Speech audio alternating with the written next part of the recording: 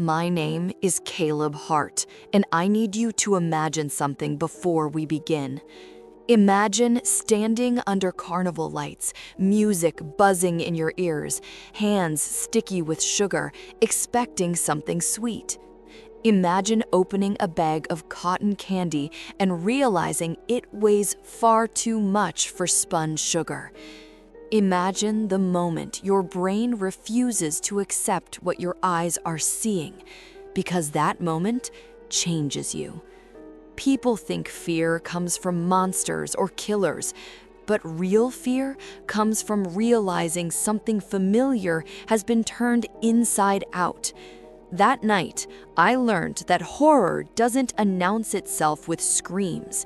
It whispers through smiles and sticky fingers. I used to love carnivals, the chaos, the lights, the cheap thrills. Now, even the smell of sugar makes my stomach turn. Because sometimes the worst things aren't hidden in the dark. Sometimes they're handed to you with a grin. And once you accept them, they don't let go. It was last summer when the carnival appeared at the edge of town, seemingly overnight, like a bad idea no one remembered approving. The rides looked old, rusted and tired, groaning as they spun under flickering bulbs.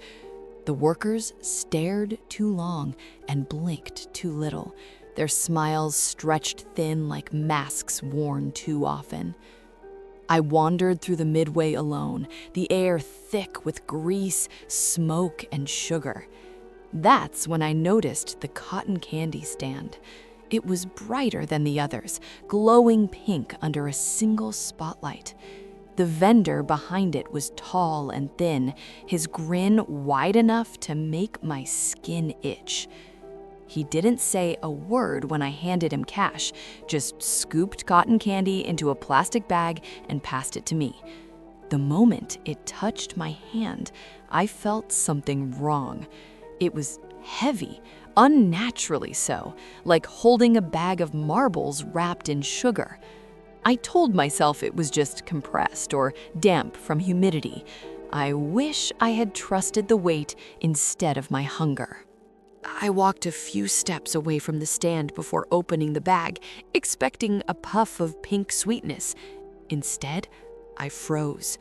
Inside were teeth, dozens of them, yellowed molars, cracked incisors, some streaked with dried blood, others still wet and fresh.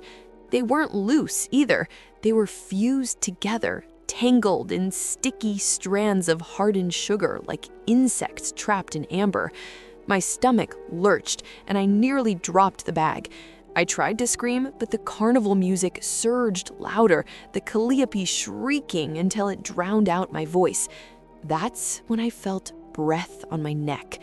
I turned slowly and saw the vendor standing inches behind me, his smile wider than before. His eyes flicked to the bag, then back to my face. In a voice slick and soft, he whispered, "Sweet enough for you?" The lights around us flickered, and suddenly the midway felt empty. No crowds, no laughter, just the sound of teeth clicking together inside the bag. I dropped the cotton candy and ran, shoving past shadows that didn't move like people. I didn't stop until I reached my car, hands shaking so badly I could barely unlock the door. I drove home convinced it was some sick prank, some twisted art installation meant to scare people. That belief lasted until I stepped into my bedroom. Sitting neatly on my bed was another cotton candy bag, identical to the first. The plastic was smeared faintly red on the inside. My chest tightened as I reached for it, already knowing what I'd see. Inside were teeth again, but these were different, cleaner, familiar. I staggered to the mirror and opened my mouth. Gaps stared back at me where my teeth should have been. Blood poured down my chin as pain finally caught up to terror. Behind me, reflected in the glass, the vendor stood smiling. "You paid already," he said softly. "Fair is fair." I woke up in a hospital bed the next morning, mouth stitched, jaw screaming with every breath. The doctors said I'd suffered extreme trauma, that my injuries didn't make medical sense. The police searched for the carnival, but there was nothing there but tire marks and dead grass. No rides, no stands, no vendor. They said shock can make the mind do terrible things, but I know what I saw. I still find grains of sugar in my pockets sometimes, sticky and faintly pink. I had my teeth replaced, but they don't feel like mine anymore.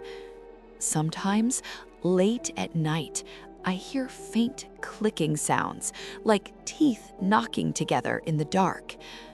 I don't go to fairs anymore. I don't eat sweets, and I never accept food from someone who smiles too wide. Some prices aren't listed up front, some treats are paid for later, and some carnivals don't leave town. They just wait.